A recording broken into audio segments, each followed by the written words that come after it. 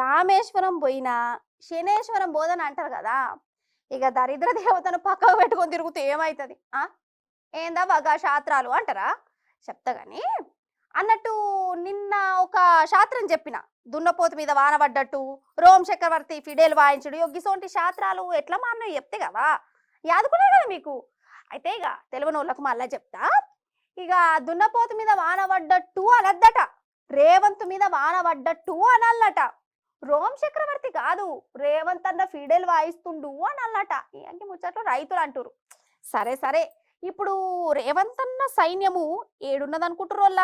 బీహార్ బీహార్ బీహార్లు ఉన్నది. ఇప్పుడు రేవంత్ అన్న బీహారీ బాబైపోయిండు. ఎందుకంటారా, బీహార్ల షేపాటిని ఓడించేదందుకు సారు షానా షానా తల్లాడుతుండట. ఎందుకో చూసొద్దాం నాండి.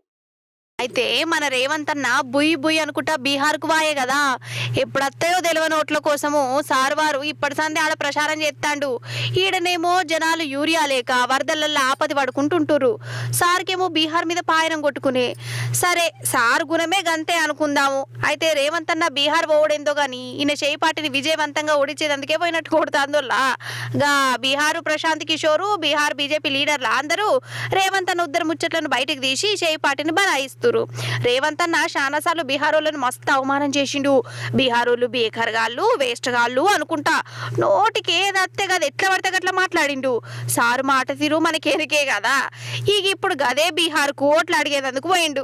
ఇంకేమున్నది, బీహారోళ్ళను బేకార్గాడు అన్నోడే ఈడికొచ్చి ఓట్లు అడుగుడేంది. ఇదేరా కాంగ్రెస్ తారీఖు అని కడమరిడలు గట్టిగా అరుచుకుంటురోళ్ళ.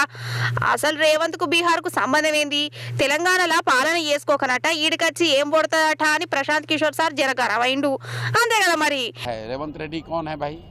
बिहार के लिए बिहार के लोगों को गाली देने वाले आदमी है। रेवंत रेड्डी का क्या औकात है बिहार में? रेवंत रेड्डी का बिहार में क्या औकात है? बिहार के लिए उन्होंने क्या किया? बिहार के लोगों को गाली दिया है, ये कहा है कि बिहार के लोगों का डीएनए है मजदूरी करना। तो रेवंत रेड्डी तो आ जाए कहीं गांव में तो जनता दौड़ा लेगी लाठी डंडा लेकर। ఇక పార్టీలు జనాలందరూ రేవంత్ అన్న బీహారీలను అవమానించేటట్టు మాట్లాడిన మాటలు బయటకు తీసే వరకల్లా రాహుల్ బాబుకు నెత్తి నొప్పి వచ్చినట్టు అవుతుంది. ప్రియాంకమ్మనైతే గరమ అవుతుందట. పోయి పోయి గీరని ఎందుకు పిలిపించారు? శనీశ్వరుని అంటే అభిమానము, ఈయన ఏడ ప్రచారం చేస్తే గాడ ఓడిపోతాం కదా, ఇప్పుడు బీహార్ను కూడా ఇసి పెట్టుకునుడేనా అని పార్టీ లీడర్ల మీద గరం అవుతుందట ప్రియాంక అక్క. అదన్నట్టు ముచ్చట.